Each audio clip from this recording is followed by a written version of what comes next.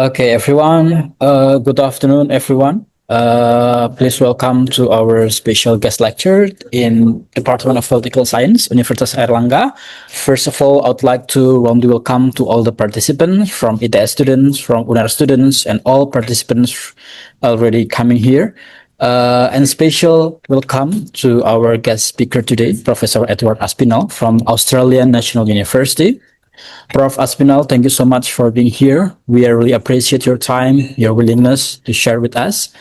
It's such an honor because we know that you are very top tier scholars in political science. Anyway, how are you, Prof. Aspinall? Very good, thank you. And thank you for inviting me. It's a pleasure to meet you all. Hopefully we have a good discussion. Okay. Here in Indonesia nowadays, Prof. Aspinall, we are now entering final exam season. So some students here, if you see some tired face from our students, please don't worry. They are just Okay, surviving from assignment, exams, and deadline, but they I are very understand. happy and excited to be here because this is a very special opportunity. Before we start, I would like to kindly ask all the participants, please turn on your camera if possible and follow the lecture carefully because this is very, very rare and special chance for us to learn directly from one of the leading scholars in Indonesian politics. So make the most of the session. Let me briefly introduce our speaker. Professor Edward Aspinall is a professor of and head of Department of Politics and Not Social head, Change. Oh, not head not anymore. head. Sorry. Mantan. Oh, mantan. At the Coral Bill School of Asia Pacific Affairs, Australian National University, his research focused on Southeast Asian politics, especially Indonesia, with interest in democratization, ethnicity, clientelism, political patronage, and several major books and top-tier academic journal, including one of my favorite one is The State and Illegality in Indonesia, mobilizing for elections, patronage, and political network in Southeast Asia, and democracy for sale, election, clientelism, and state in Indonesia. Well, the topic today is the informality trap, clientelism, and the challenge of Indonesian democracy. I think today's topic is very relevant, especially we are facing really huge aspirations and demonstration nowadays, especially when we talk about democracy in Indonesia. We often only limited in elections, political parties, institution, and participation. However, at the same time, we also know that informal practices such as clientelism, patronage, political networks, and many things also play a really big role in our democracy nowadays. So for today's session, Professor Aspinall will deliver his presentation around an hour. With after that, we'll have 20 until 30 minutes. Maybe I just limited 2 until 3 questions. If you still have more time, it's still possible. Only 30 minutes. So please, to all the participants, listen carefully, take your notes, and prepare your questions. Thank you very much, Professor Aspinall. So before we don't want to talk that so much, so I will give you opportunity to explain and give your presentation. Okay, thank you very much. Thank you very much for that very kind introduction. And it's a great opportunity for me to be able to meet your students, although virtually. Before I start, can I ask, is it better if I do the presentation in English or in Indonesian? Teman-teman lebih nyaman pakai bahasa Indonesia atau bahasa Inggris? I don't mind. I think teman-teman okay? Oh, English. Okay, that's English. okay. English. Okay, English, Indonesian, English. Okay. You can mix all up. right. That's I'll okay. mix up in that case. Okay, I'll mix up. Sharing. Okay, I need to be allowed to share. I Yeah, don't I have will allow permission you. to share. Okay. Yeah. English, no problem. Wow. So, uner Java, oh, bahasa Jawa, ora iso. Can you speak Japanese too? Ora iso, ora Ora iso. iso. Okay, let me share my screen. Okay. Here we go. Is it already semester break in Canberra and NU? It is currently semester break. That's correct. We just started for our examination now. Okay, it's fun time of year, right? Yeah. Okay. Thank you. Now, can you see that okay? Yeah, we can see. All right. Is that on the correct setting?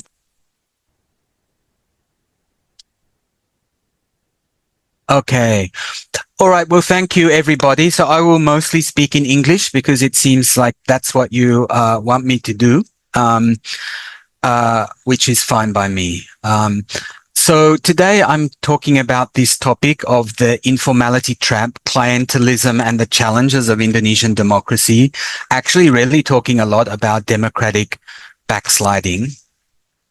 But I should tell you that this talk is based on a book project that my colleague, Professor Wout Berenscott, from the University of Amsterdam and KITLV in the Netherlands, that we are working on together, right? So about 6 or 7 years ago, we published a book together on clientelism and Indonesian elections. And now we're working on this other book about what happened to reformasi, in particular, what happened to governance reform in Indonesia. And it's based around this idea of the informality trap, or maybe we could use the term corruption trap.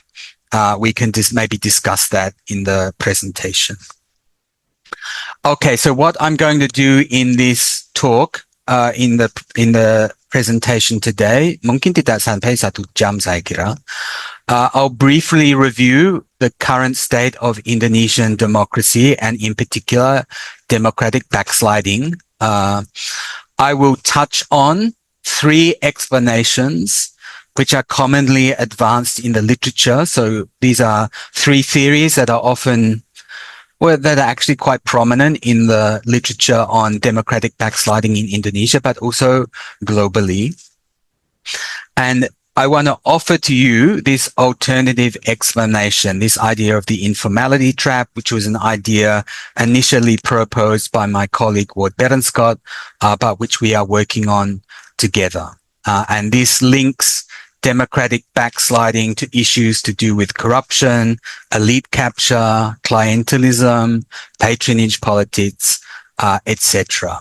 So we'll also be introducing the study of informal institutions and discussing how these can contribute to problems in the formal political sphere, in particular in terms of democratic institutions.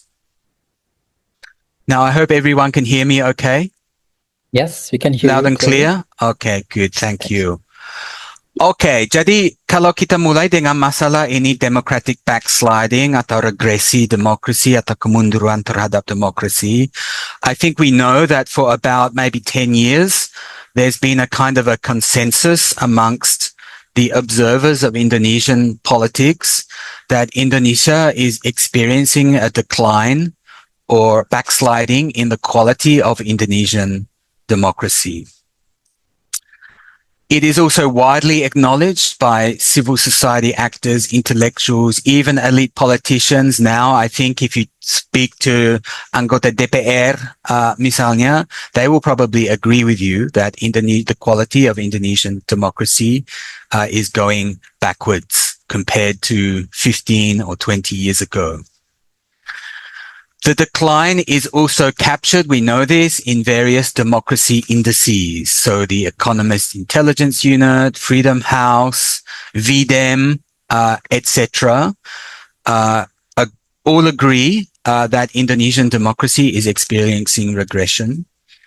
Bahkan dalam penilaian terakhir VDEM itu sekarang mengkategorikan Indonesia sebagai electoral autocracy. Jadi semacam, what do you call it, a hybrid regime that is essentially an autocratic regime, but with electoral features. Now, the other thing we should stress before we start is this phenomenon, this process is not unique to Indonesia. In fact, many countries, we know this as well, are experiencing democratic decline in the contemporary period. And in many ways, the pattern of decline is very similar. In the past, like maybe in the 1960s or the 1970s, pola klasik akan terjadinya kemunduran terhadap demokrasi waktu itu adalah kudeta militer. You know, that was also Indonesia's experience. Now the typical pattern is that much more hybrid pattern I mentioned before, where typically elected leaders, whether that's a president or a prime minister, take steps to reduce the quality of democracy in their country while maintaining elections. So we see this combination of features like we see in Indonesia. Elections still take place, but in many other ways, the regime increasingly resembles an autocratic regime. And we see this in several different ways. Firstly is the decline of citizen rights. So increasing restrictions on the classic democratic rights associated with democracy, seperti kebebasan berekspresi, kebebasan berserikat, and so on, right? So that's something we see in Indonesia, but we see in many other countries that are currently experiencing democratic regression. Secondly, the other phenomenon we see is the decline of what is sometimes called horizontal accountability. So typically, democratic regimes involve various accountability institutions which ensure that the government, that the executive government needs to obey the law and act within the law, so that no executive government in a democracy has kewenangan tanpa batas. That part of the democratic system is that the authority of the executive government is restricted in various ways by horizontal accountability organizations or institutions. These can be like control organizations. In Indonesia, we often call these like lembaga pengawas. Contohnya di Indonesia, KPK, KASN, dan lain sebagainya. So in Indonesia, I think it's true to say that the function and the authority and the power of these institutions is also in decline. Yeah. We know, for example, about the changes to the KPK law, the corruption law in 2019, which significantly reduced the authority and the independence of that agency.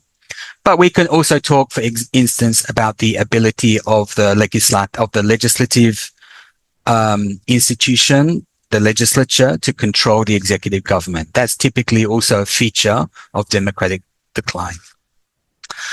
A third characteristic we see is the increased repoliticization of the state apparatus, apakah itu birokrasi sipil maupun aparat keamanan, baik tentara maupun aparat penegak hukum seperti polisi. Again, this is very, or intelligence agencies, I should add.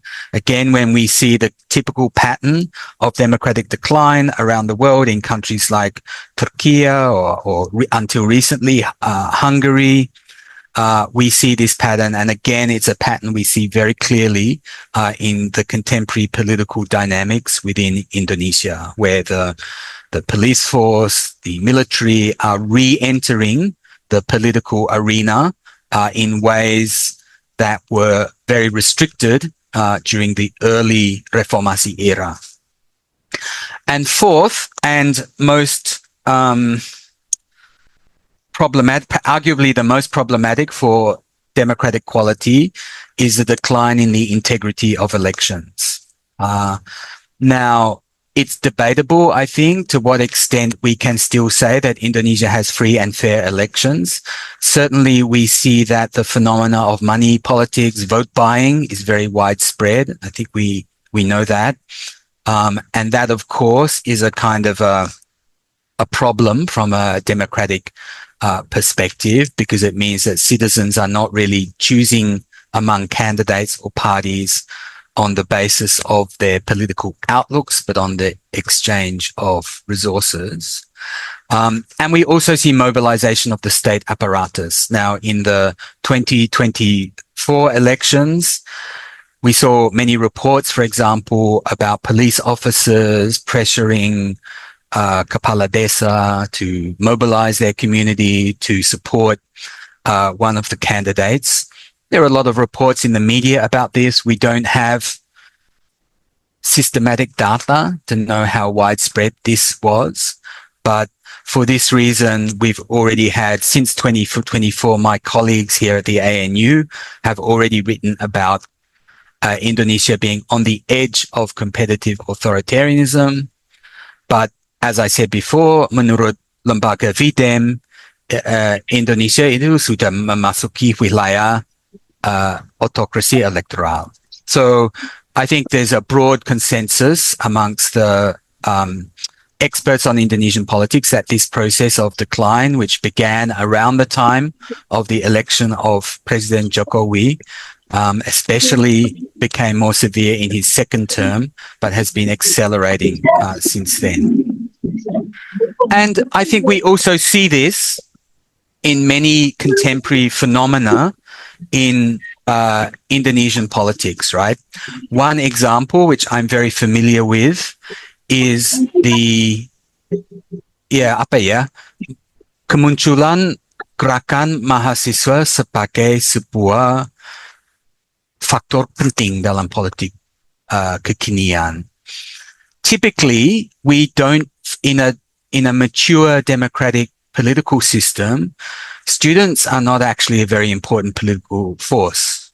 I'm sorry to say that, seeing most of the audience are students. But usually when we see a democratic system, members of society have many alternative ways to express their aspirations, right? Through political parties, through NGOs, through the media, through various forms of civic organizations. If we see a political system in which student protest is a really significant factor in national politics, that is usually a sign, not always, but usually a sign that those normal channels of political expression have become blocked.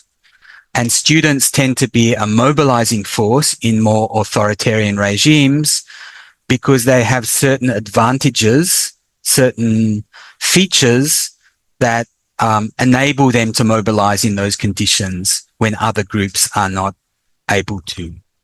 Ya, antara lain karena itu mahasiswa itu merupakan suatu kekuatan strategis karena berkumpul di satu tempat di kampus, banyak waktu luang untuk melibatkan diri dalam kegiatan politik, dan biasanya apalagi di negara seperti Indonesia punya tradisi protes yang bisa dihidupkan kembali pada setiap saat. So I think the very fact that we see student protests now becoming a big factor again in Indonesian politics is itself a reflection or a sign or a signal that Indonesia's democracy is experiencing difficulty. Karena kalau kita membandingkannya dengan awal era reformasi sekitar tahun 2004 ke atas, itu jarang sekali ada, ya bukan bahwa tidak pernah terjadi demonstrasi mahasiswa waktu itu, tapi tidak ada pengamat yang akan menganggap gerakan mahasiswa sebagai suatu faktor atau sebagai suatu kekuatan yang begitu krusial saat itu. Kalau sekarang, I think everyone is looking very carefully at the return of student and youth protest as a potential sort of X factor in Indonesian politics. Okay, so that's the big picture. I think we can probably all agree on that. As I said, it's more or less the consensus amongst the academics that Indonesia is experiencing this democratic regression. The question that then follows is why or how, right? So what's the causal story? What's causing this decline in democratic quality? Of course, there are many potential explanations. Many theories are advanced to understand democratic regression in the contemporary world, not just in Indonesia, but globally. I will just focus on a few here. I won't try to be comprehensive. But let me mention a few theories that are often discussed in the Indonesian context. So the first explanation, which is very clear, is that the process of democratic regression we see in Indonesia, ya seperti saya katakan tadi, sedang mengikuti pola klasik yang terjadi di banyak negara pada era sekarang, yaitu sebuah proses regresi demokrasi yang terjadi melalui jalur executive aggrandizement. So executive aggrandizement itu it basically means the strengthening of the executive compared to other political forces, right? So it means the strengthening of the executive compared to the legislative, compared to the judiciary, jadi lembaga peradilan, but also compared to civilian political forces such as civil society, social movements, etc. So one explanation for that then is if we're looking for why the executive is becoming so much stronger compared to other political forces, that means we need to focus on the motives and the actions of the chief executive. And that means that focusing on the motives and the actions in the Indonesian system of the president, especially the president, but also with his or her allies.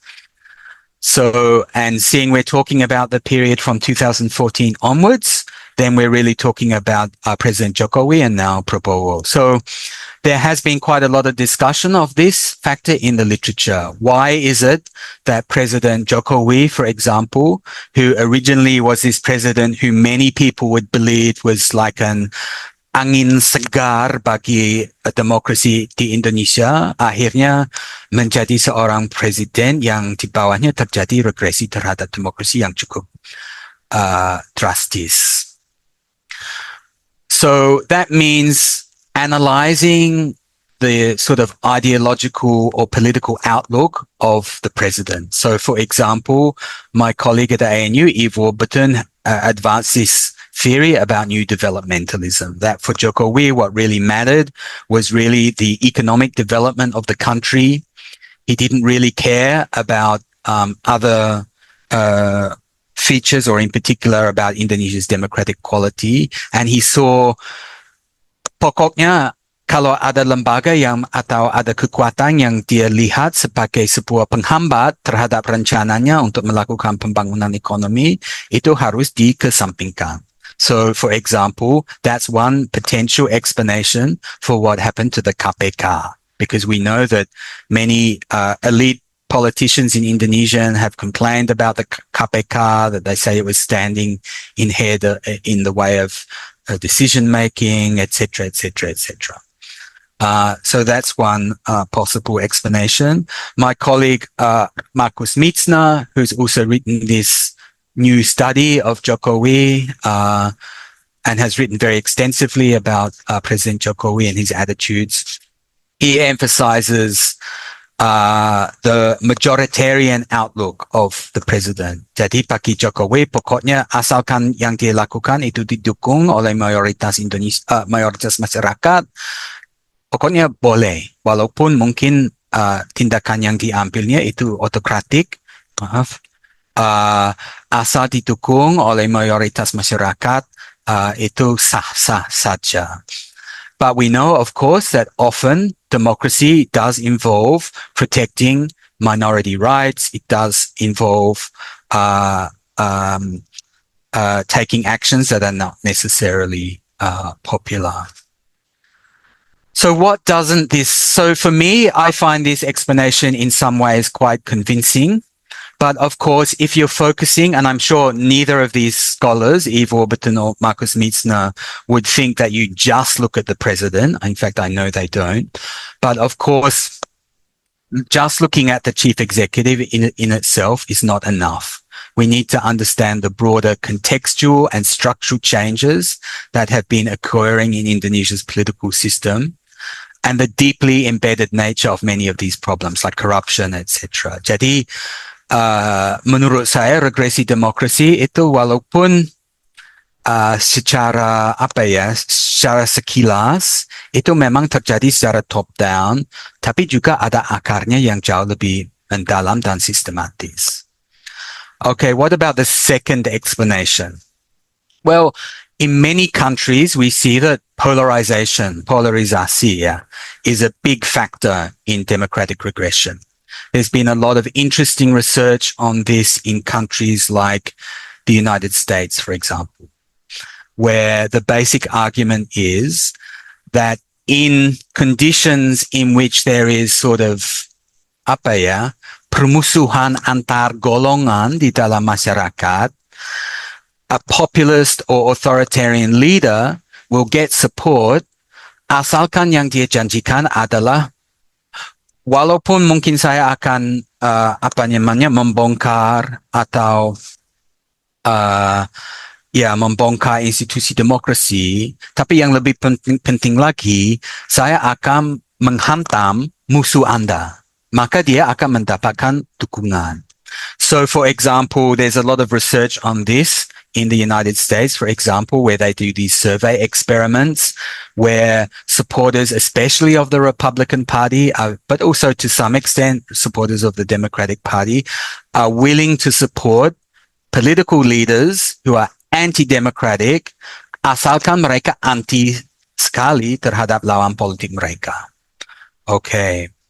So it seemed around the time of 2014, 2019, especially around the time of the anti-Ahok demonstrations, Gerakan Massa 212, kemudian apa itu waktu itu? Cebong sama apa itu? Kampret. Cebong Kampret, that's right. Yeah, that whole time, right? It was a period of quite... It's been quite long. Yeah, it seems a long time ago now, right? Yeah, but it was a time of strong polarization in Indonesian society. And there was some research done on that at this time, and it seems like that explanation, which was developed in countries like the United States, itu ternyata lumayan pas juga dengan kondisi di Indonesia saat itu. But the problem is, of course, when we look at this explanation, is that that period of polarization actually did not last very long in Indonesia. Itu sebetulnya cuma sebentar saja. It lasted a few years, tapi kemudian begitu Pak Prabowo itu bergabung ke pemerintahnya Jokowi, itu pudar dengan sendirinya. So there was a kind of elite reconciliation. And even though we know there's still this basic conflict between pluralists and kelompok Islamis, but as a major factor in Indonesian politics and driving political dynamics at the at the elite level, it sort of disappeared as a factor. So it's not really a good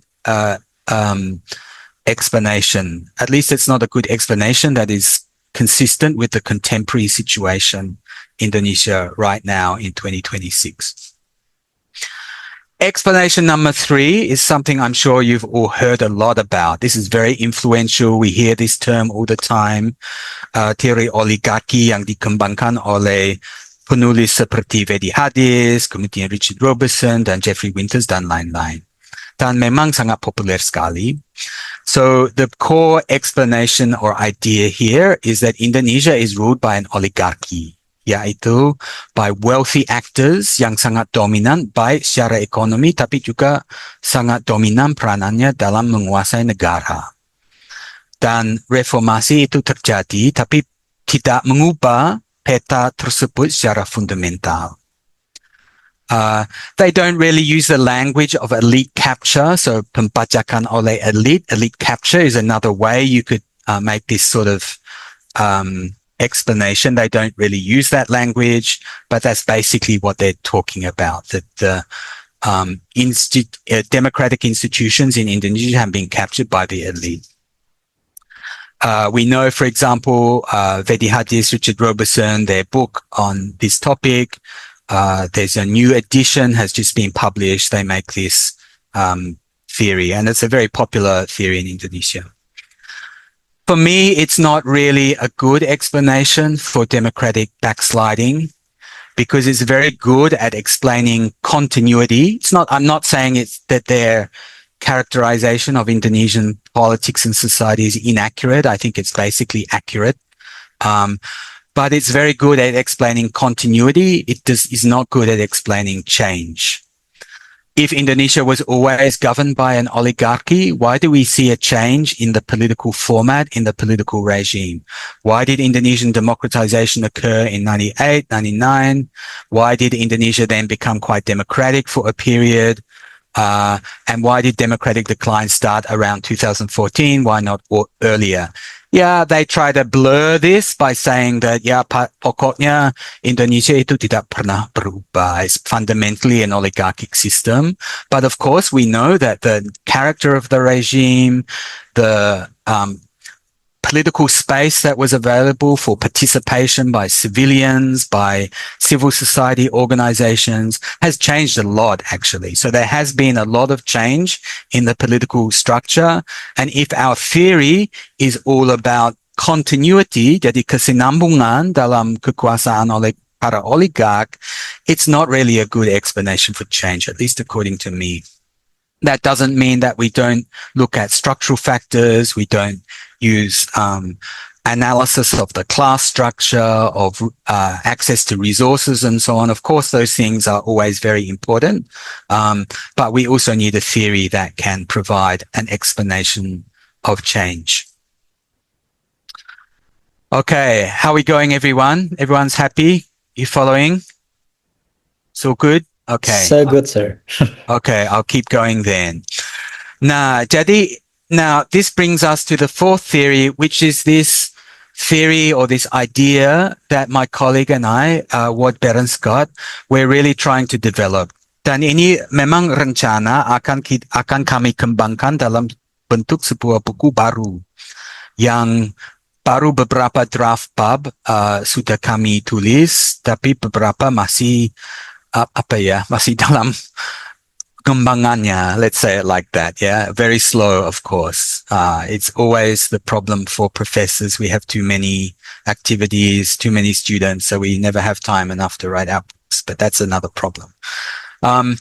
So our theory here focuses, and of course, I should mention that, of course, my colleague Ward Berenscott, previously, I worked with him on this other book called Democracy for Sale, which was more about vote buying, clientelism, politik uang, dan lain sebagainya.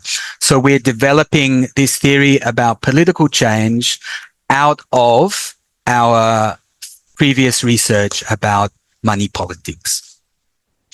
And our focus is really on governance a lot. So a lot of it is about what would you say? How government is organized, how bureaucracy runs, how the rule of law works, how the judicial system operates, how policing operates in Indonesia. So not all of it. It's mostly not focused on the core democratic institutions, but a lot of it is really about urusan pemerintahan atau bahkan negara sehari-hari.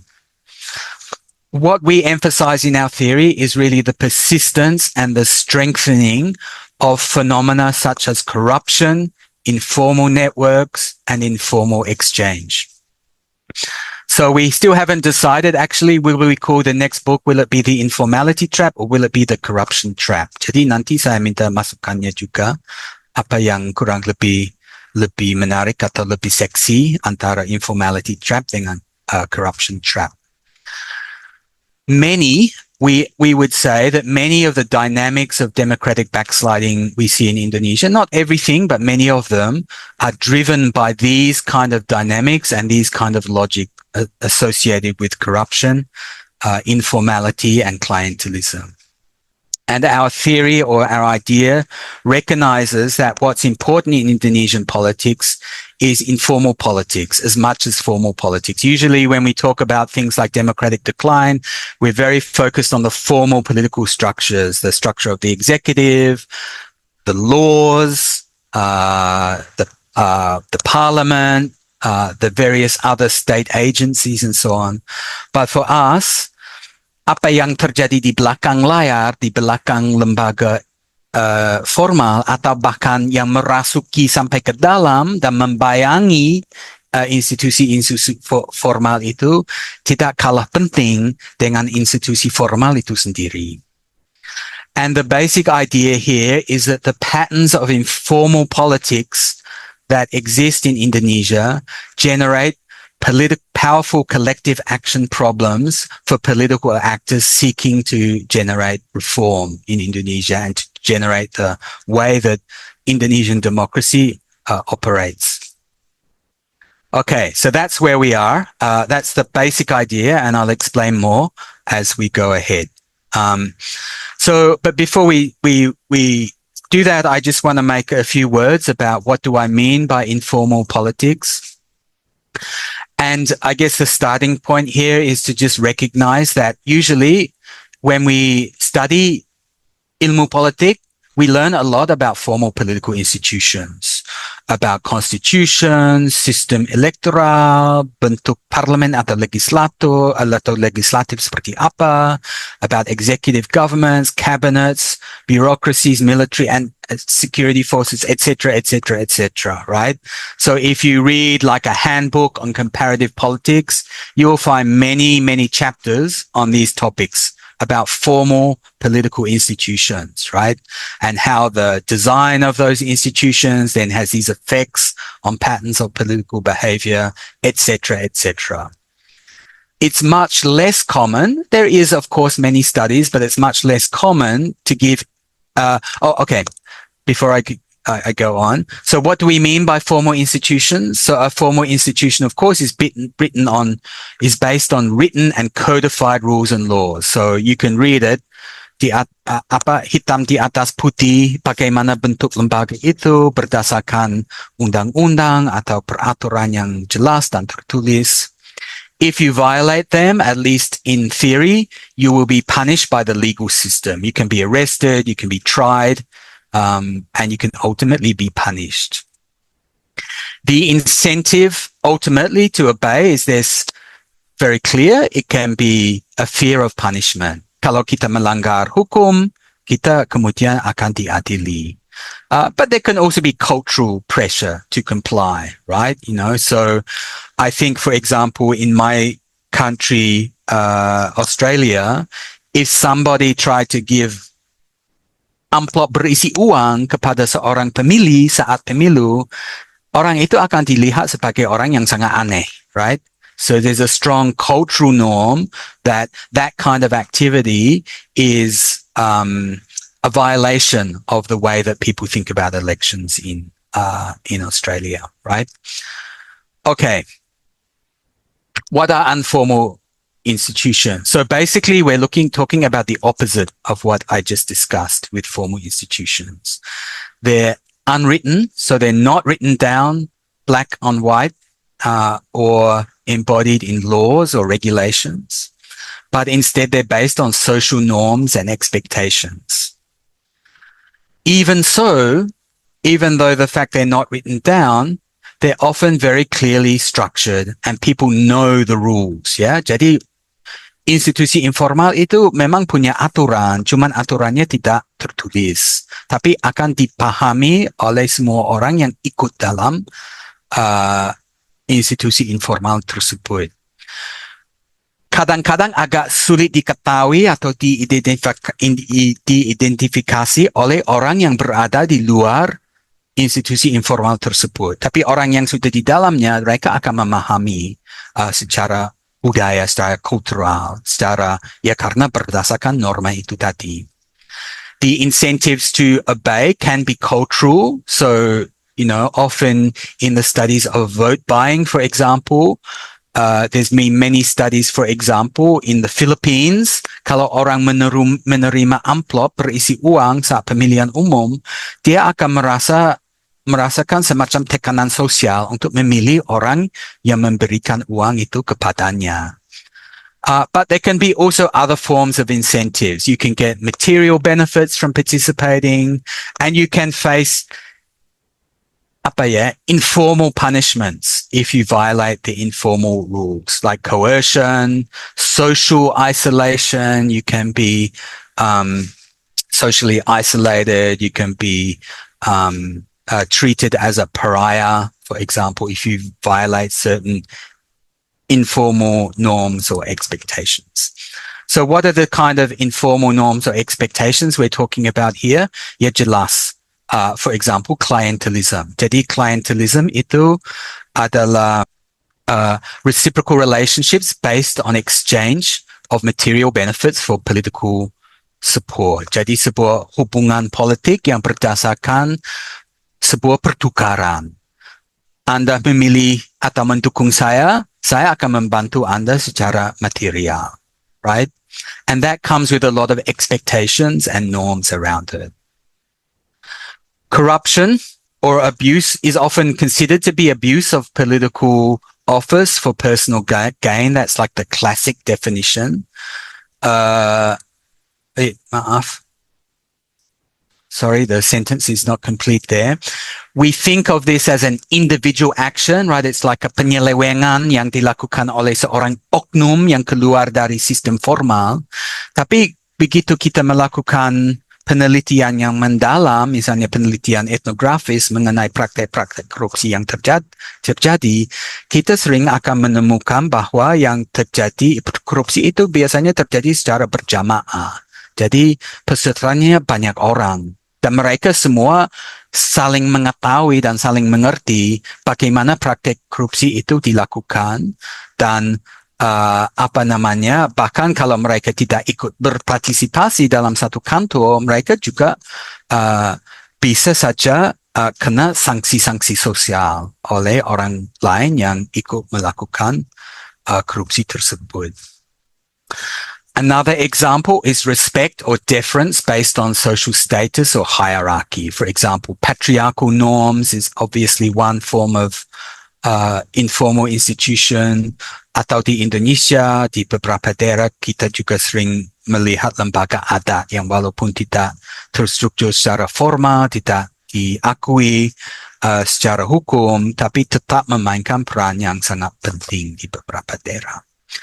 We should also say that, of course, informal rules can also be positive in some circumstances. So norms of mutual support and cooperation, seperti di Indonesia, misalnya kita sering dengar istilah gotong royong atau lain sebagainya.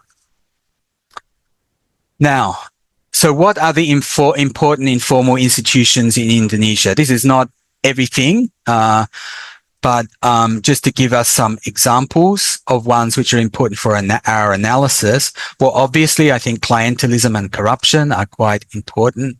It's often said that corruption is kind of a systematic problem in many state institutions in Indonesia. Yang juga cukup menonjol di Indonesia, saya kira, adalah peranan jaringan informal.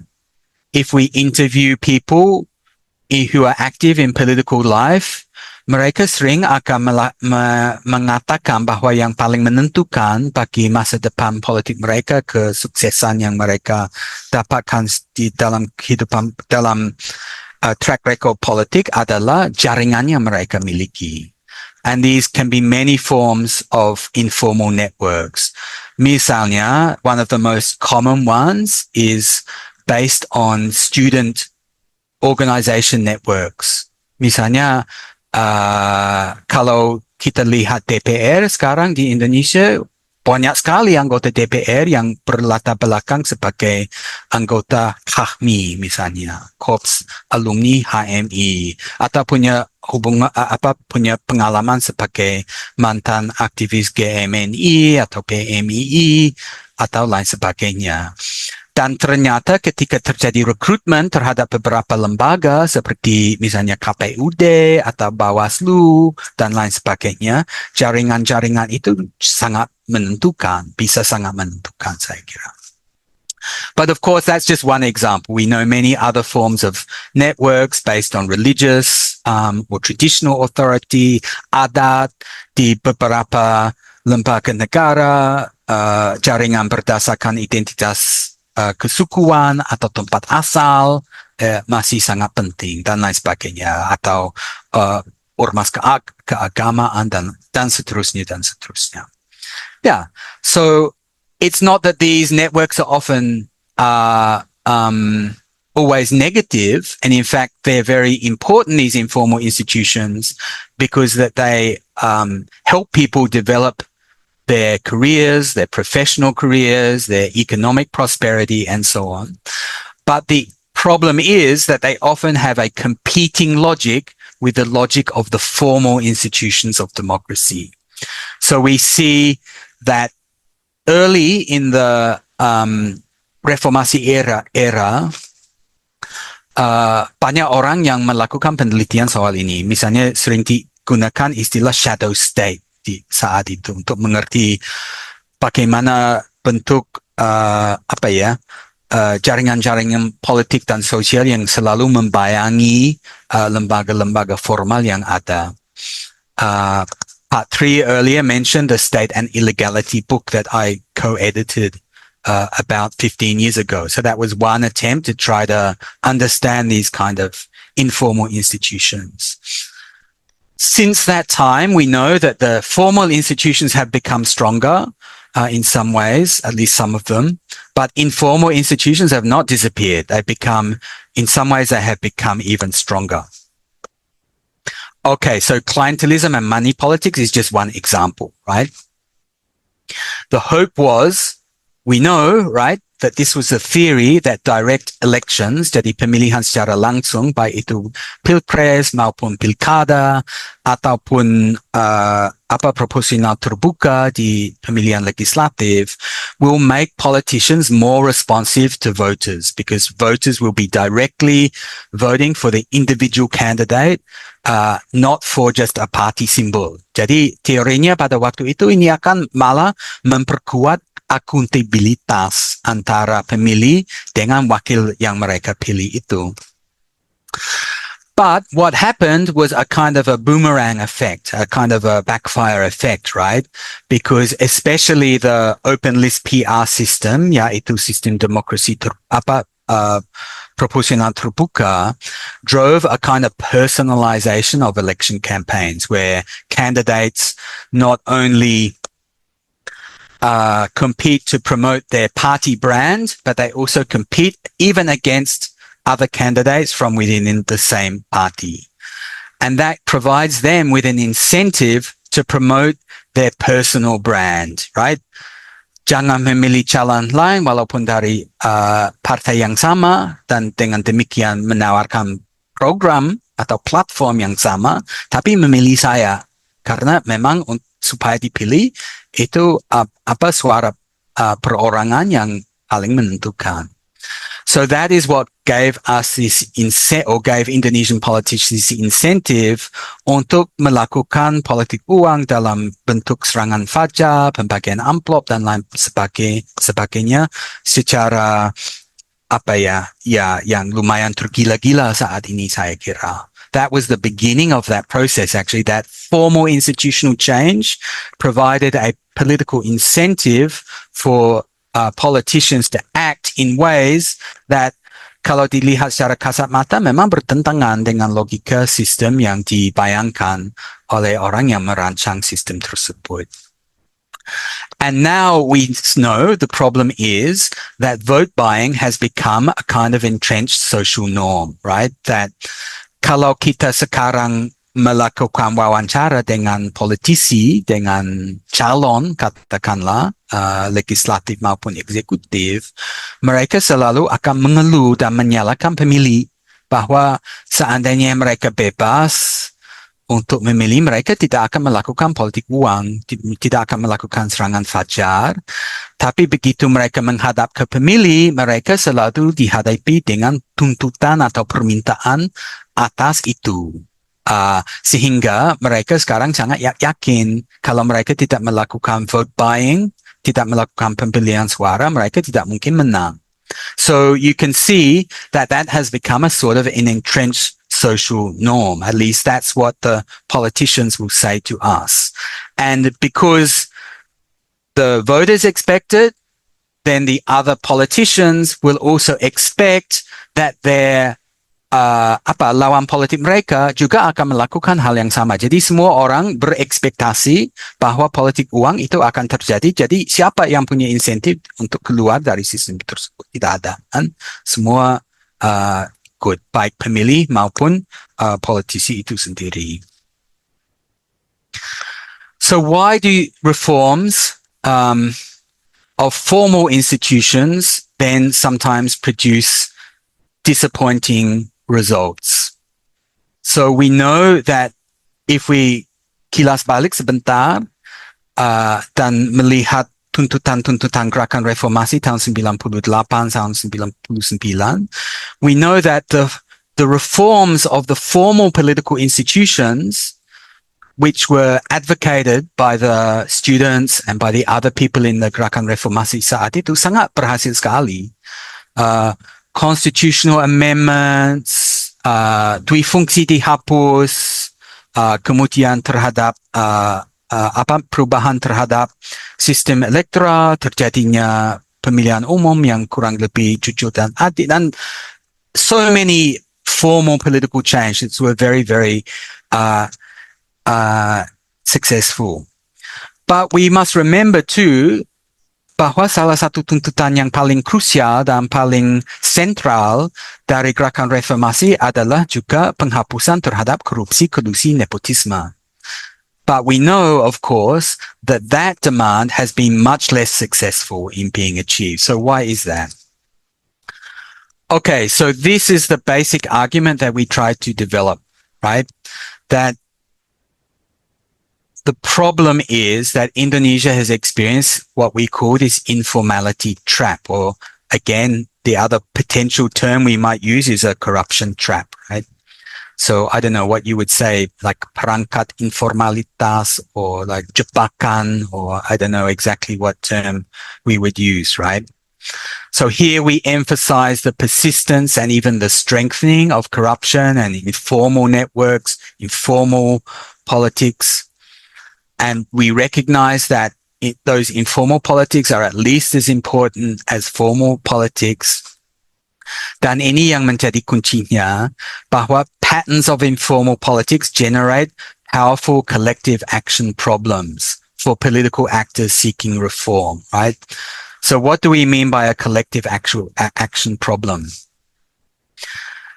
Jadi pada intinya sebuah collective action problem itu terjadi ketika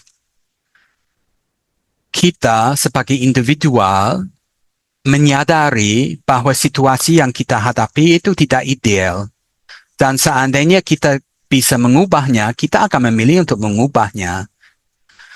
But the problem is we cannot change it by ourselves. Kita begitu berusaha untuk keluar dari sistem itu, kita akan kena insentif-insentif yang mengatur sistem tersebut. Biarkan saya berikan satu contoh. Let's say a politician wants to compete for office without using money politics, right? So they might want to exit the system of money politics. Mungkin mereka menganggap bahwa secara moral menyokong orang untuk memilihnya itu tidak benar, atau mereka punya alasan agama atau apa gitu, sehingga mereka tidak, sebetulnya seandainya mereka boleh memilih, mereka akan memilih untuk tidak melakukan politik uang. Tapi kemudian apa konsekuensinya ketika hampir semua lawan politik mereka, rival mereka itu melakukan politik uang? Sedangkan juga di masyarakat pemilih sudah muncul sebuah ekspektasi atau sebuah norma sosial bahwa seorang calon begitu berhadapan dengan pemilih akan membagi uang kepadanya. So even though the individual politician faces this or experiences this desire to change their behavior, they can't do it, right? Karena dia tahu bahwa begitu dia secara individual saja berusaha untuk keluar dari sistem itu, dia akan kalah. Dia akan dikalahkan oleh rival politiknya. Sedangkan untuk semua kompetitor di dalam sebuah pemilihan untuk berkoordinasi untuk keluar dari praktek politik uang itu juga sangat sulit sekali karena mereka pasti tidak percaya apakah mereka bikin semacam memorandum of understanding atau lain sebagainya. They will not trust the other politicians to observe that agreement. So jadi masalah politik uang di Indonesia saat ini sudah berbentuk semacam collective action problem yang sangat klasik sekali bentuknya. Let me give you another example. And there's a lot of research on this from not just from Indonesia, but from other countries around the world. Let's say you're a government official, let's say a PNS, and you're entering a new government office, atau misalnya seorang polisi, you're entering a government office. Kita tidak usah sebut kantor itu berada di Indonesia, tapi mari kita membayangkan ada di Peru atau di negara mana di Amerika Latin. Seorang polisi itu masuk ke sebuah kantor di mana praktek korupsi, misalnya saat tilang menerima sokongan dari pengendara motor, itu sudah sangat terbiasa.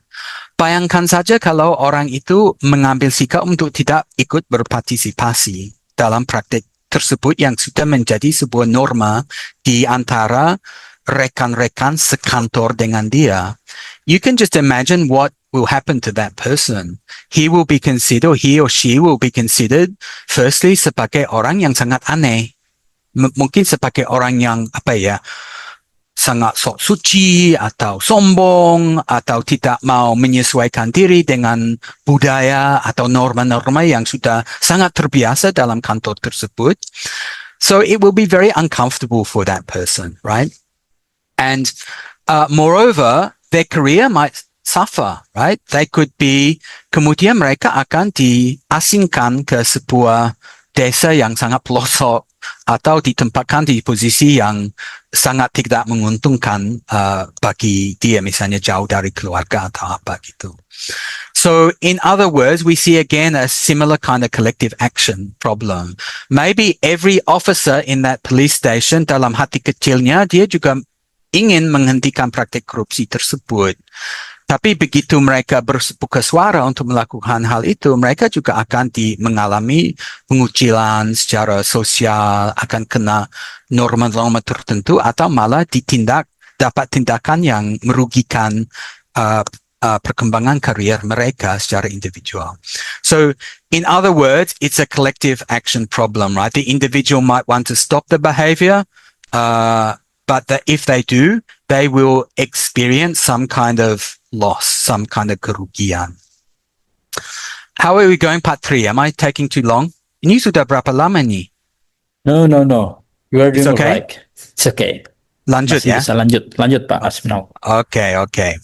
Now, the new development we want to make to this argument is that collective action problems based on informal institutions become very hard to stop because they are based on cycles, right? Jadi ada semacam siklus atau bahkan kita bisa mengatakan semacam lingkaran setan. Yeah?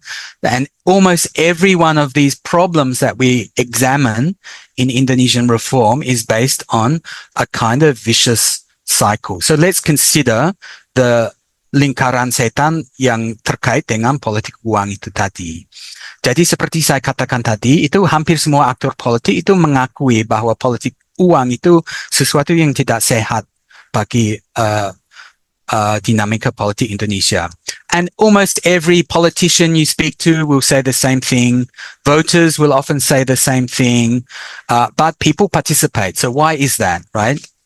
And okay, so let's say we begin at the top here. A candidate participates in vote buying. So they do a serangan fajar, pembelian suara, or whatever you want to call it. Nah, kemudian itu kita tahu bahwa salah satu akibat yang muncul sebagai konsekuensi dari tindakan tersebut is that, sorry, I'll try and speak English more, is that when the candidate does that, they usually then as soon as they're elected, they try to recoup their expenses, right?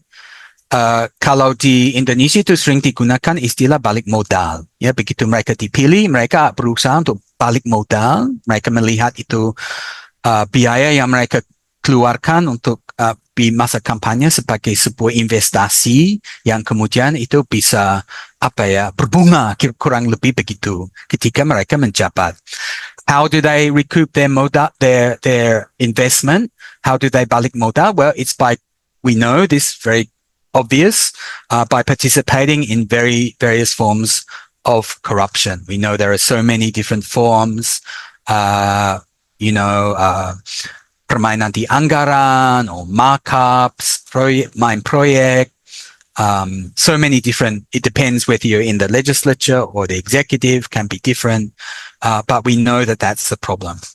Now, as a result of that, voters tend to lose faith in the politicians. Jadi pemilih itu semakin sinis terhadap politisi.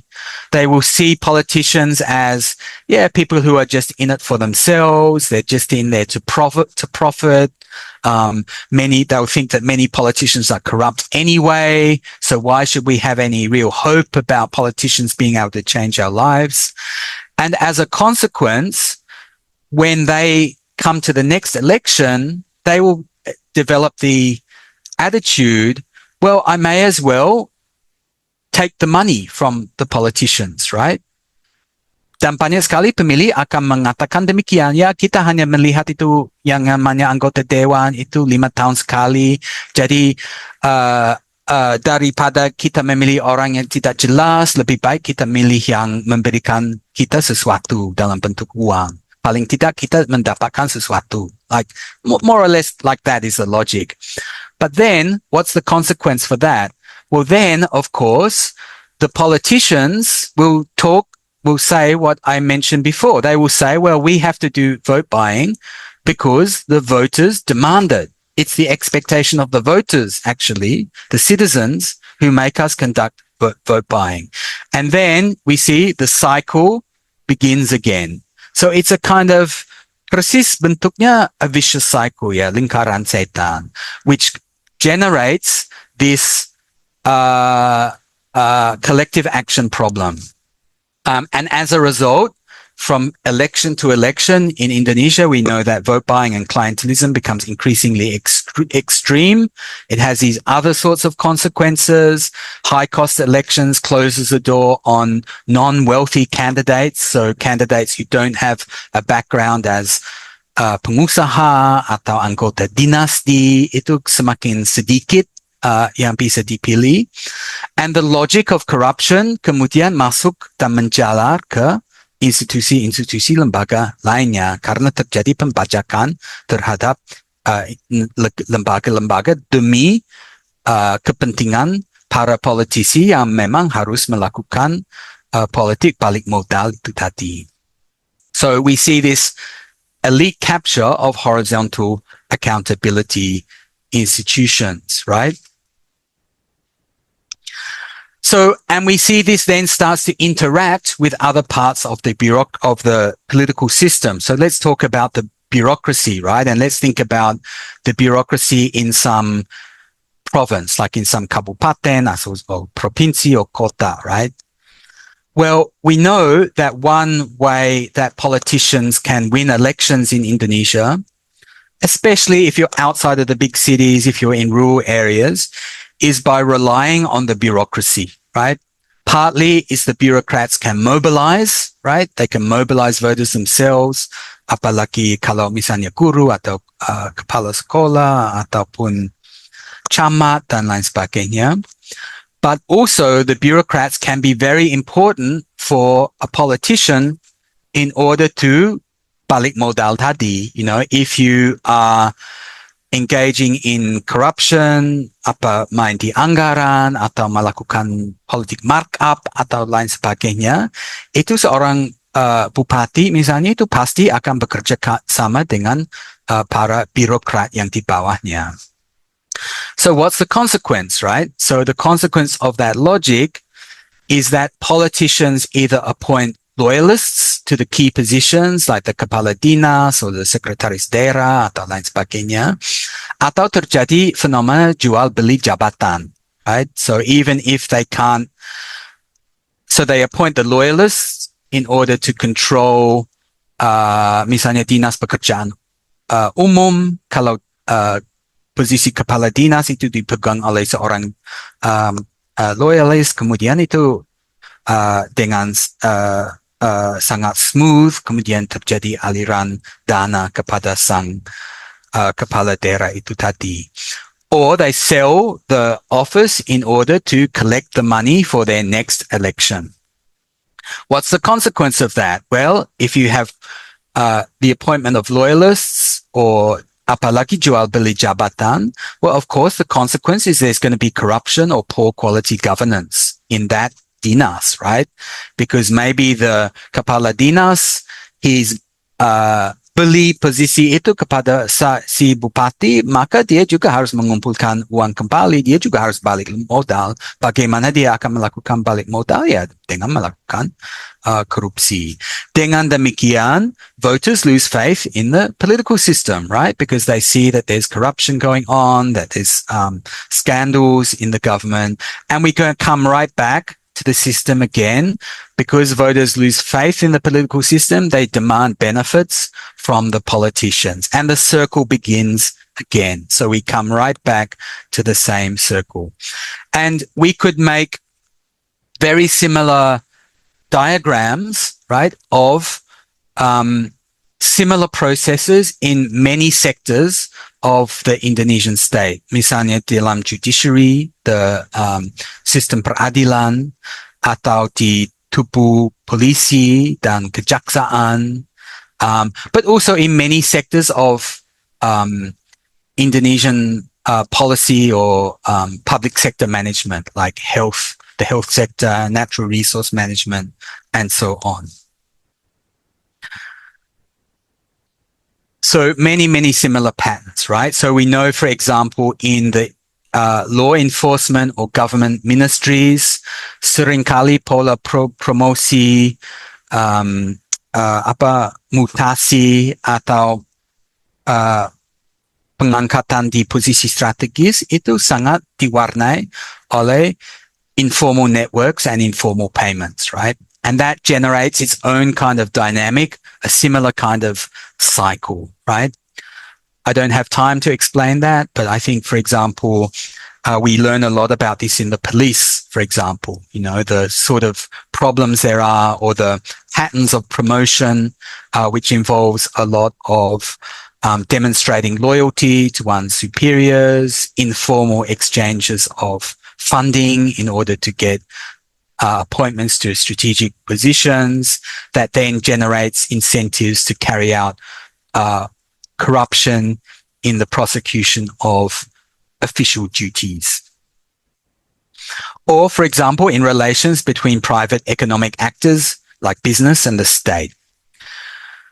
Mutually beneficial relationships encourage investment in sectors prone to elite capture. So we see a lot of attention from the government in Indonesia on, especially on natural resources, right? Indonesian policymaking is very obsessed with natural resources, right?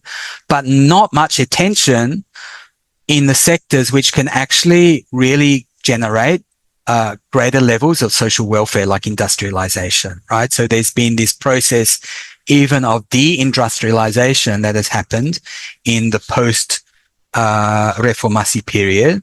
And arguably, a lot of that is because the real attention of Indonesian policymakers is more focused on areas which are available for the easy capture of rents, right? Rather than those which do not offer so much rent-seeking opportunities, like the development of labor-intensive industrialization. So what's the connection to democratic decline? So this comes right back to our theory about regresi yang terjadi terhadap demokrasi. Well, the problem with this system is that virtually all actors in this system participate in forms of behavior that are illegal in terms of the formal rules. Jadi hampir semua orang yang ikut dalam sistem ini, walaupun secara berdasarkan norma sosial memang sudah menjadi sesuatu yang sangat biasa, kalau dilihat dari segi hukum positif, dari segi institusi formal, jelas merupakan pelanggaran. So therefore they are vulnerable to legal prosecution atau the term we often hear these days in Indonesia, right, is kriminalisasi, right? So there's kriminalisasi towards student activists, but what I'm talking about here is kriminalisasi towards members of the political elite, right? As a result, the legislative institution in Indonesia, the legislature, becomes like tukang stempel for the executive, because almost every member of the legislature knows that if the executive government wants to target them, that they would be very vulnerable, right? That they could be prosecuted, they could be hit by the KPK, by the police, by the JAXA, and so they become very scared of challenging the government. So therefore already we see one important part of this dynamic of democratic backsliding, yaitu the declining role of the DPR as a check on the executive government. That's just one example, right? How do we exit an informality trap like this, right? Well, usually it needs an intervention of some kind of external actor or institution to change the incentive structure which operates within the informal system, right? The problem is that if the reform is purely internally driven atau endogenous, kita pakai istilah itu, often the people who you are relying on to do reform are the people who are already captured or acculturated in that informal system.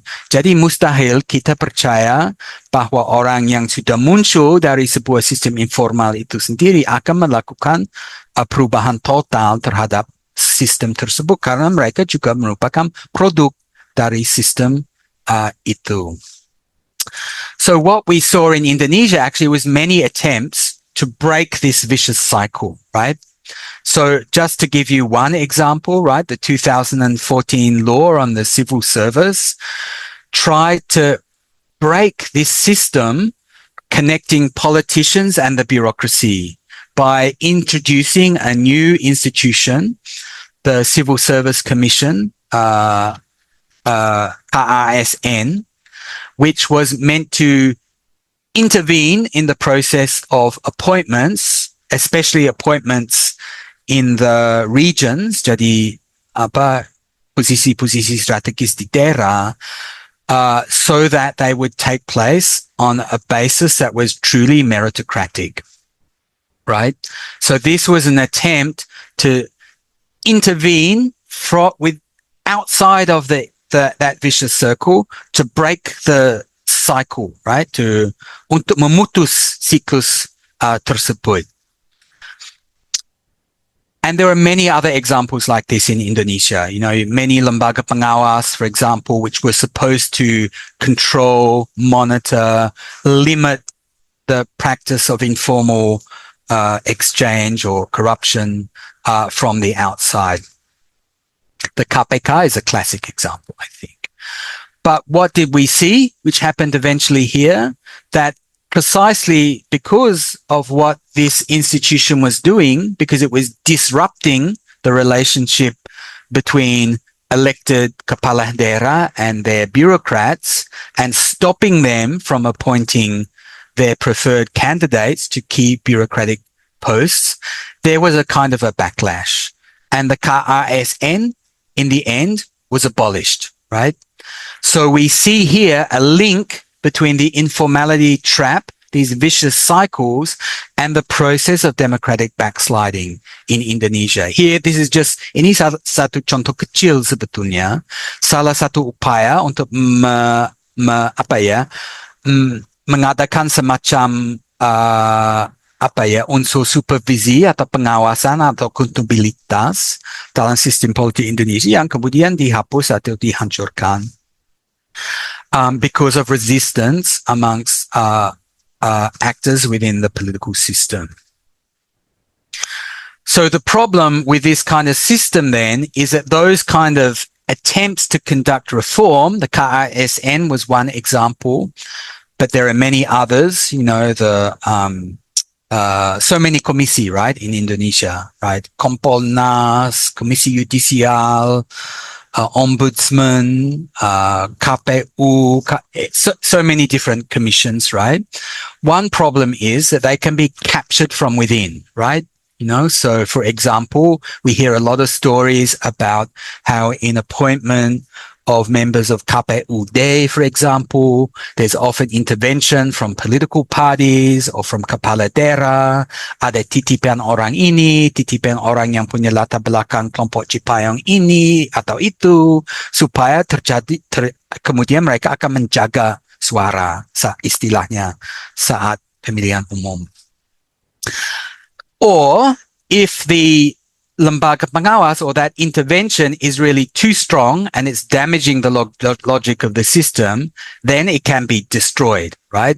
And the example here, I think, is the KPK. Yeah, formally it still survives, but its kewenangannya sudah dipreteli. It's really very much a damaged institution compared to the original version of the KPK, which was a really unique and special institution in Indonesia, I think. So to survive, usually when we look outside of Indonesia and we see where have these processes of reform been very successful, usually there's two sources of that sort of change, right? Sometimes we see pembersihan terhadap sebuah sistem pemerintahan itu karena ada tekanan yang sangat kuat dari atas. So from a very strongly reformist president who's very popular, who doesn't really care about alienating sources of elite report. Sometimes even in a monarchical system, you'll see a king or a queen who really wants to push reform from the top. Or from below, right? From civil society pressure, from new forms of political organization, mass mobilization, etc. But this can often be at high cost. And the problem is if those pressures are then not institutionalized within the political system, that can be very temporary. So the conclusion then, and this is really my last slide. So sorry, saya terlalu lama ngomong memang. Informal institutions are very hard to change because they are embedded in social norms and behaviors, not just written laws. So untuk mengubahnya pasti membutuhkan sebuah upaya yang sangat ekstra. And they often have this vicious cycle character. They're often self-reinforcing. As a result, as Indonesian history shows, they can be relatively easy to change formal institutions, but much harder to change informal institutions. And to do that, we need to think about interventions which can change the incentives for the actors within the system. Dan itu sangat sulit dicari sebetulnya. It's not an easy thing. Mudah dikatakan, tapi untuk dilaksanakan sangat sulit sekali. And the critical issue here, I think, is that really for reform to these informal systems to happen, because the internal systems are self-reinforcing, it really does need pressure from outside the political system. And that's one reason I think that phenomena such as the return of student protest in contemporary Indonesia are very relevant to the big political picture and the big political story that is developing in contemporary Indonesia. Okay, so that's it. So thank you for being so patient, for listening for me so long. Semoga sudah cukup jelas. But of course, I'm very happy to take any questions you might have. Thank you. Thank you very much, Profesor Aspinall. Gimana teman-teman? Boleh react dong buat presentasinya Prof. Aspinall. Thank you very much, Professor Aspinall, for the very insightful, engaging presentation. I think we have learned a lot of things, especially about clientelism and informal practice in politics, yeah, especially about Indonesian democracy nowadays. Okay.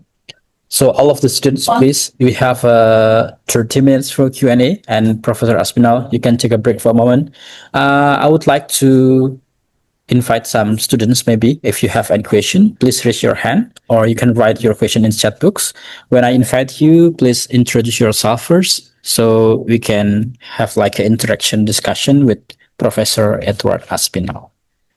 Ada yang mau mulai bertanya terlebih dahulu, teman-teman? Tidak harus dari mahasiswa ya. Dari teman-teman yang di luar mahasiswa juga dipersilahkan. Bahasa Indonesia juga dipersilahkan. Insya Allah Prof. Aspinall bisa bahasa Indonesia dengan sangat lancar. Oke, pertanyaan pertama ada?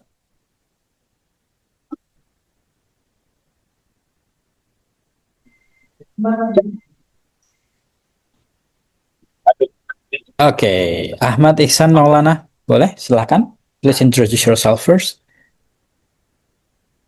Okay, thank you, sir. Let me introduce myself. My name is Ahmad Ihsan Maulana. Saya izin untuk menggunakan bahasa Indonesia untuk pertanyaannya. Perkenalkan, saya Ihsan dari ITS.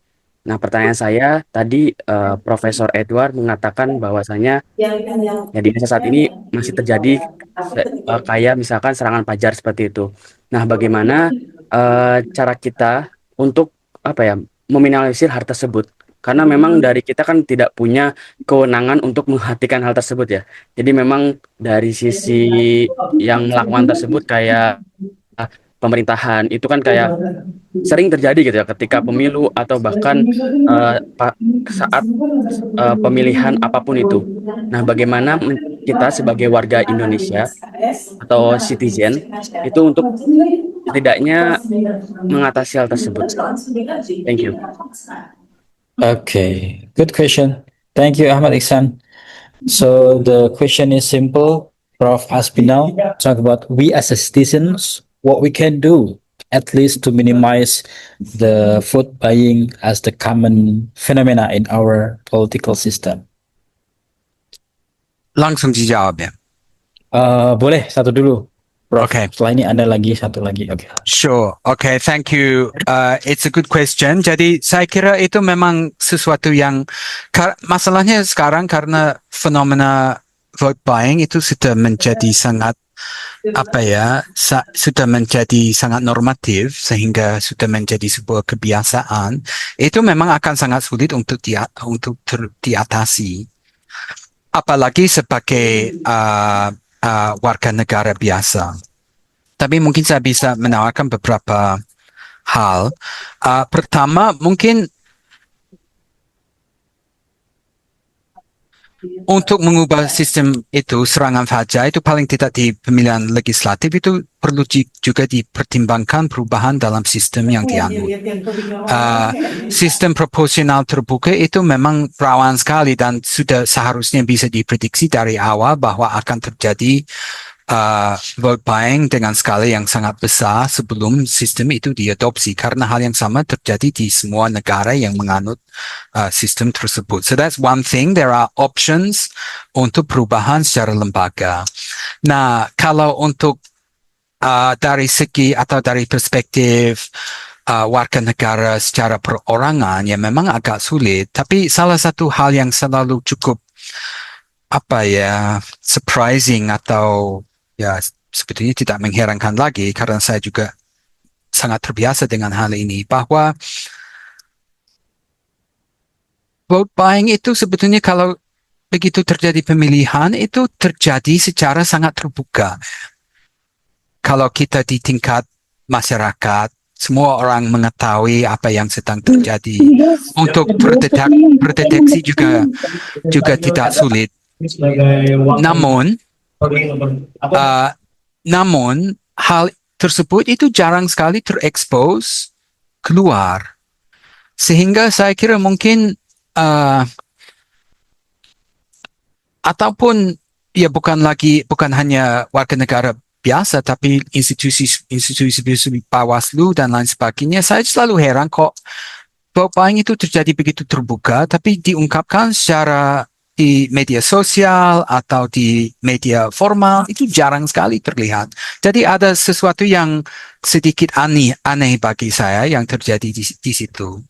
Kalau di negara ini saya dapat kesan dari teman saya Ward Berensky yang mengatakan bahwa kalau itu terjadi di India misalnya, itu akan menjadi sebuah skandal besar, akan diungkapkan, akan diceritakan, akan menjadi bahan yang diperbincangkan di media sosial dan lain sebagainya. Tapi di Indonesia seolah-olah terjadi pembiaran yang cukup sistematis terhadap hal itu. Jadi mungkin harus diawali dari situ, saya kira.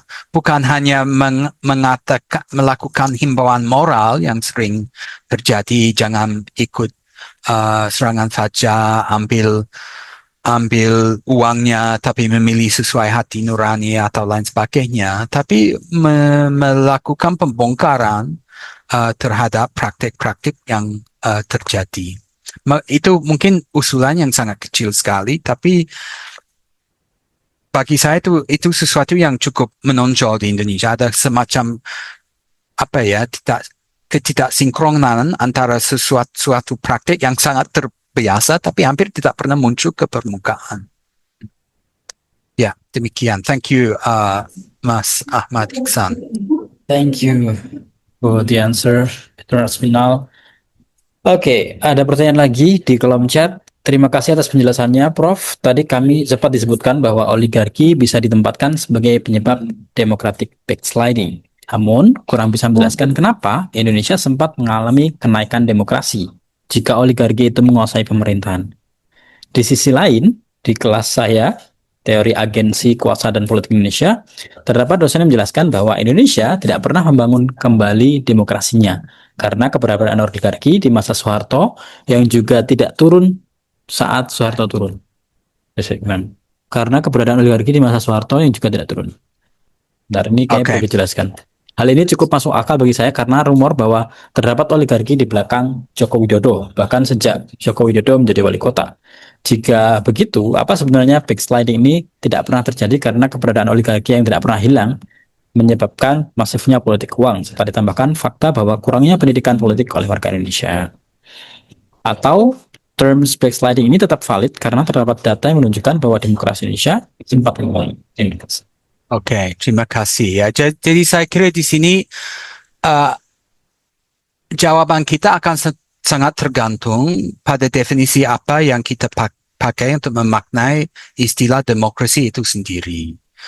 Kalau bagi saya kira cukup jelas bahwa sebuah sistem demokratik adalah sebuah sistem di mana pemimpin politik itu dipilih dalam pemilihan umum yang bebas, dalam kondisi di mana hak-hak warga untuk melakukan partisipasi politik itu terjamin.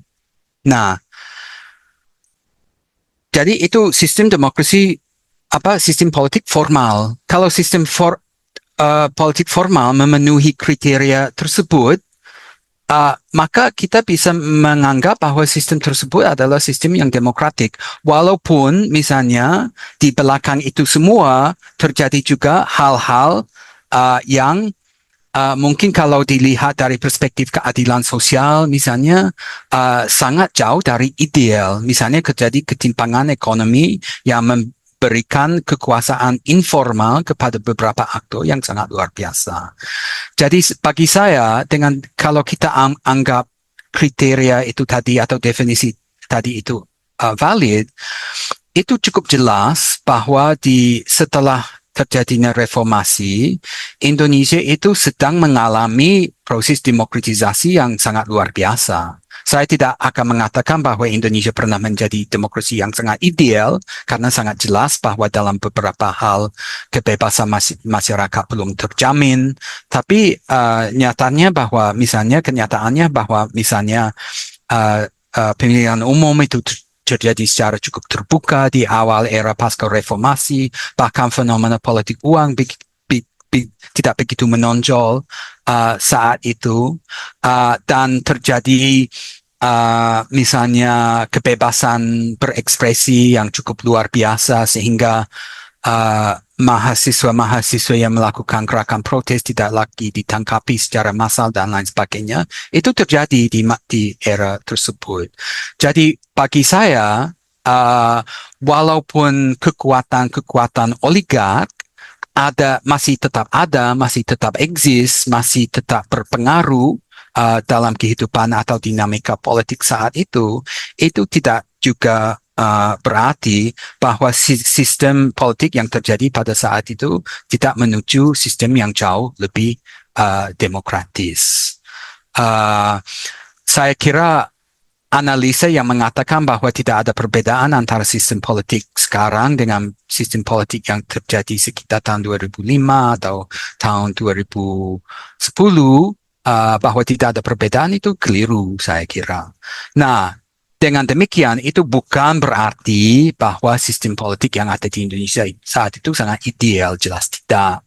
Tapi bahwa proses demokratisasi itu pernah terjadi dan sekarang terjadi regresi, itu kalau kita punya kriteria-kriteria misalnya mengenai kebebasan berekspresi, kebebasan berserikat, independensi dari lembaga-lembaga pengawas dan lain sebagainya, jelas terjadi kemunduran dalam hampir semua kriteria tersebut. Nah, ya, kalau terjadi oligarki itu ada di banyak negara, bukan hanya di Indonesia.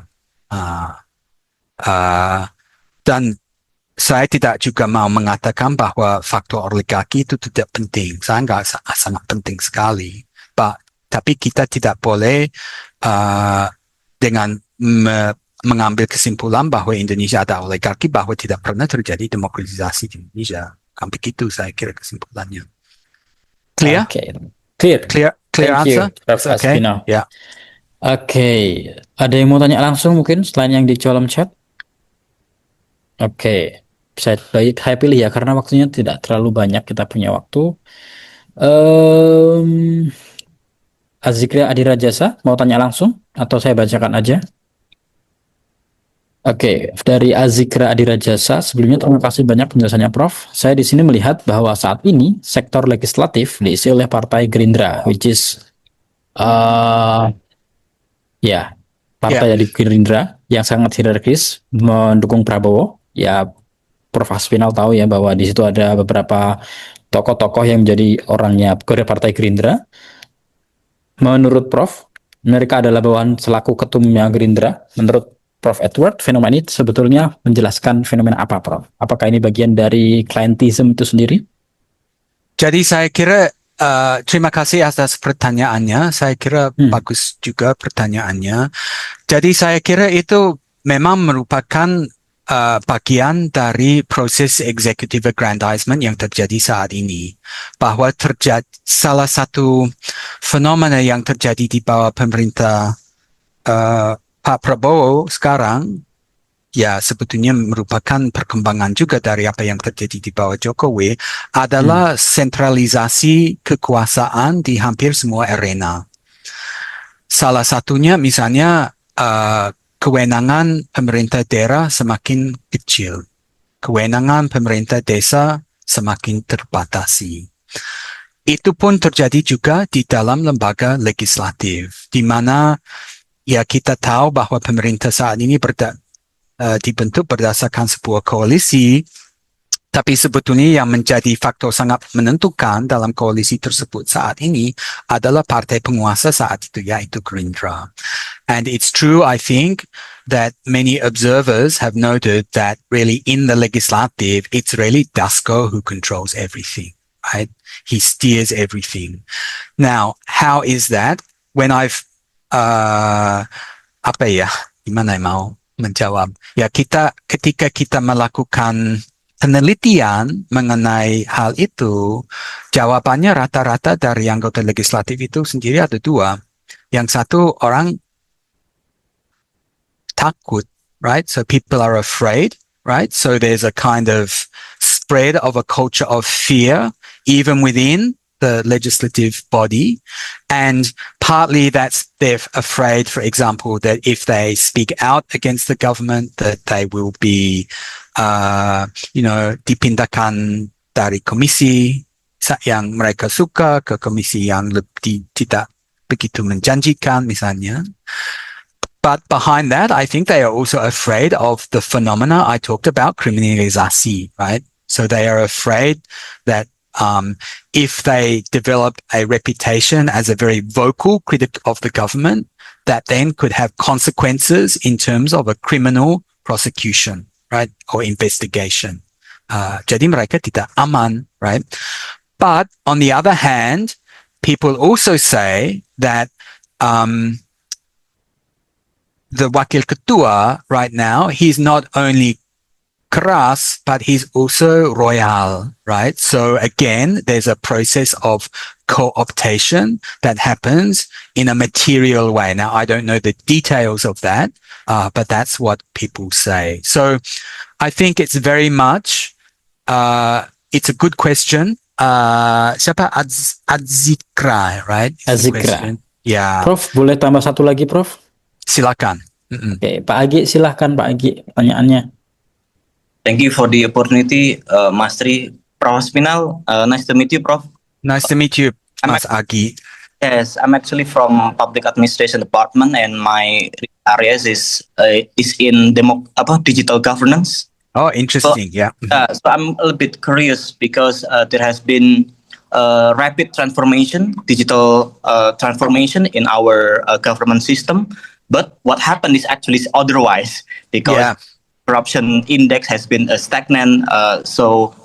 And in the public area, actually, there has been more authoritative treatment to the protests, especially those who protest online. They can track IPs.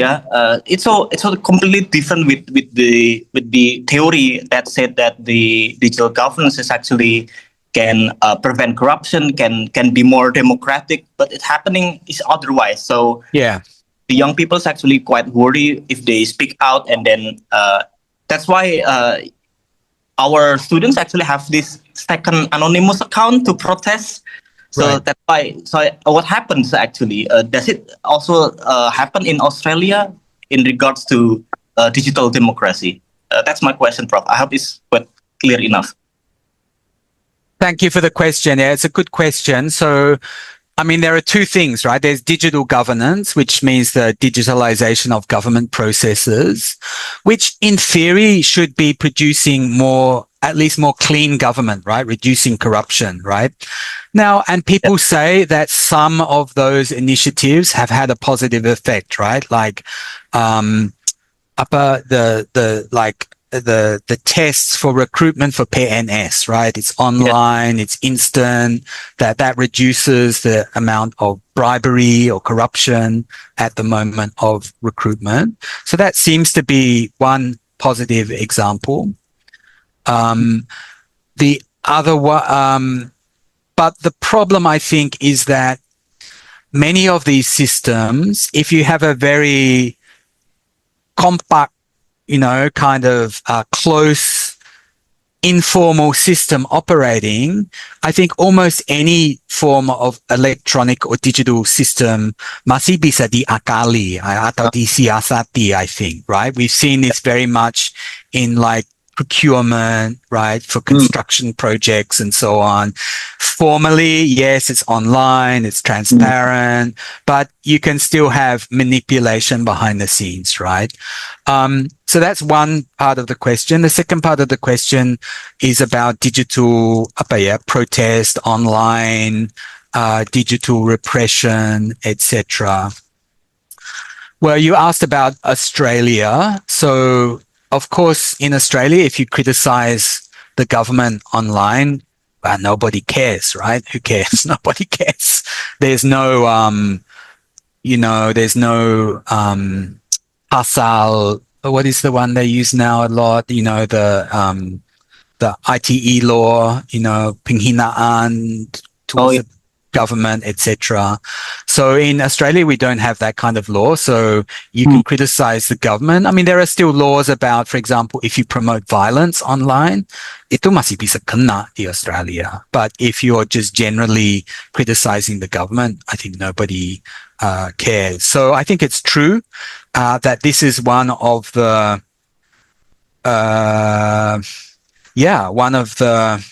contradictions we see in contemporary Indonesia, that this digital space that opened was meant to be a place of liberation, of freedom, But now, like in many authoritarian governments, the government is learning how to control that space. I guess I'm not, saya tidak berani untuk melakukan prediksi where will this go in the future.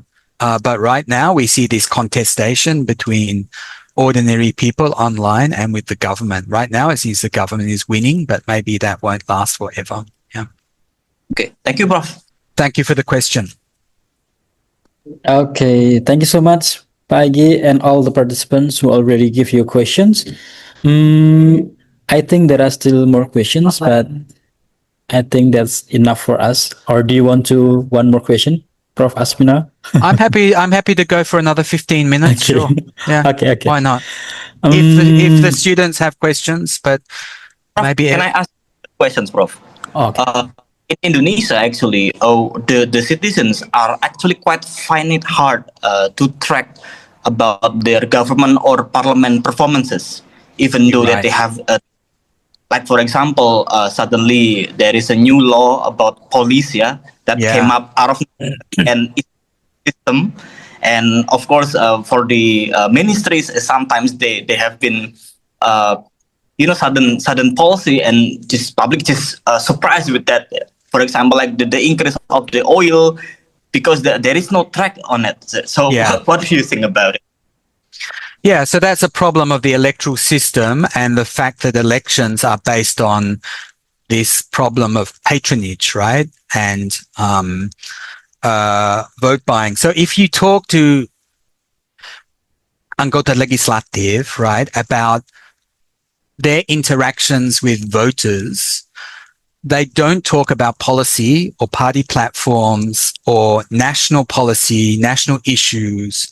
Tapi yang mereka bicarakan begitu mereka berhadapan dengan konstituen, biasanya adalah apa yang bisa saya bawa untuk Anda. And it depends on what commission you're from. So if you're in the Komisi Kesehatan, you can bring program vaksinasi atau bimbingan teknis atau macam-macam.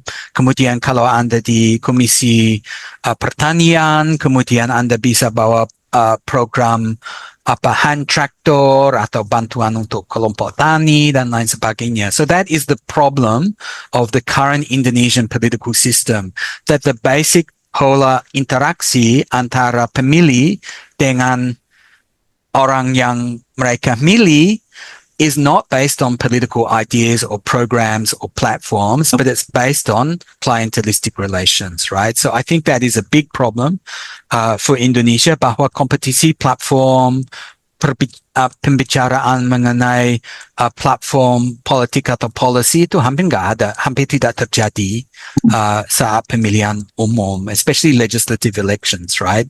And that's a product of the system, the political system, the electoral system that Indonesia adopted, really. Yeah. Yeah.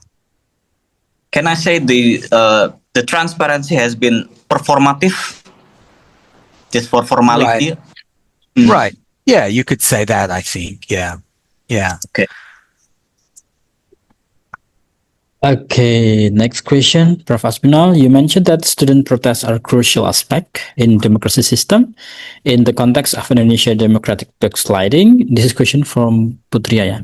How should we interpret the government when they try to selectively invite students' representatives to participate in official visits, such as like yesterday or 2 days ago, Vice President Gibran invitation for several students to monitor the MBG free meals programs in NTT, the middle of protests. Could you be understood as genuine form of state responsiveness and participatory governance, or does it just becoming as form of informal cooptation?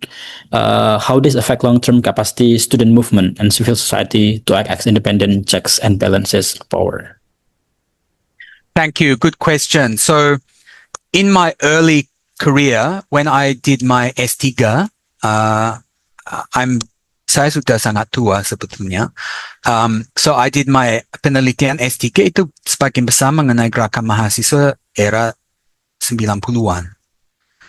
So these kind of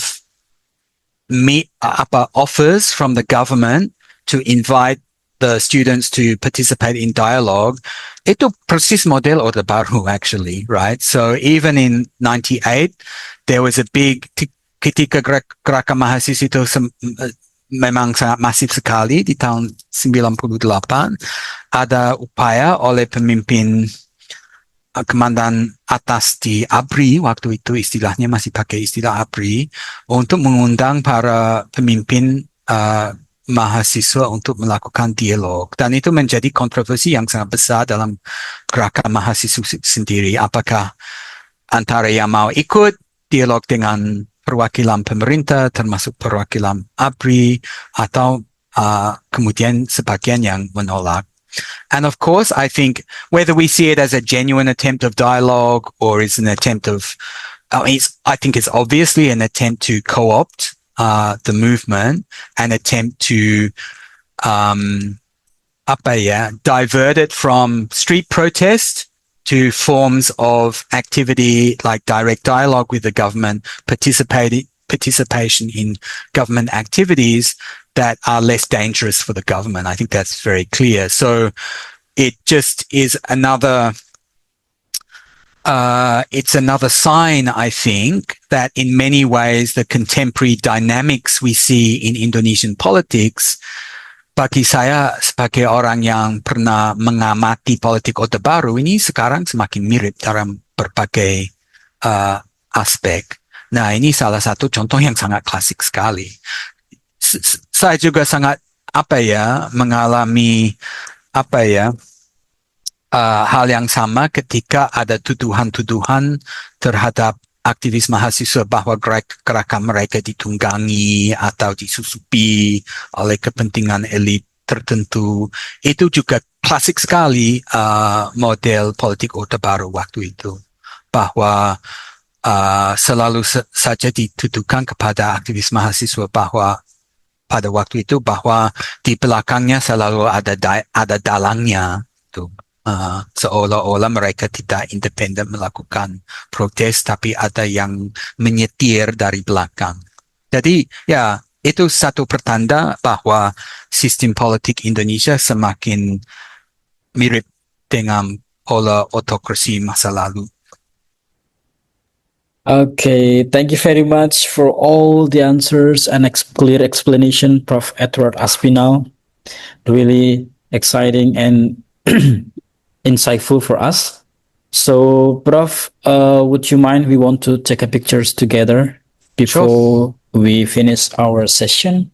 Please open your cam, guys. Yola ada? Silakan teman-teman disiapkan. Ambil pose terbaiknya. Boleh juga minta tolong diangkat jempolnya buat Prof. Aspinall dong. Thank you very much, Prof. Thank you. Okay. Saya isi mau ambil gambarnya. Okay. Dari slide pertama,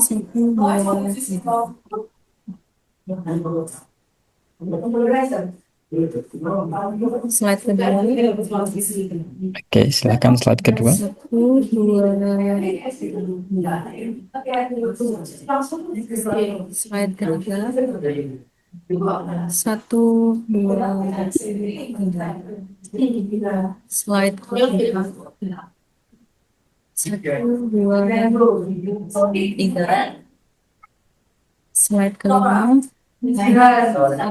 1, 2,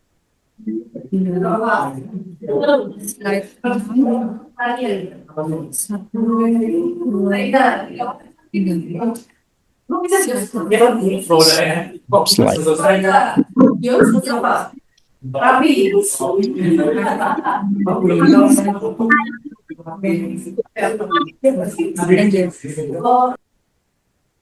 Okay, thank you so much everyone for all the participants. Thank you so much, Prof. Thank Edward you. Aspinall. Hopefully I get to meet some of you in person when I come to Surabaya Please next let time. us know if you are coming to Indonesia or come to Surabaya or maybe in UGM in Surabaya, Jogja. Please let us know. Maybe we can Great. meet again. Excellent. Once again, thank you so much for sharing your time, knowledge, and reflection with us. We are truly very honored to have you here. I believe this session has many important insight for us. So hopefully we can meet again in another opportunity. Right. Oke, terima kasih teman-teman. Terima kasih Prof. Aspinall. See you when I see you again. Thank you so much. Thank you.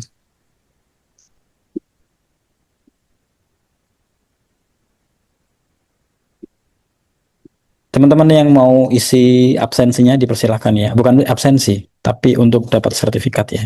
Ada di atas, bisa dicek.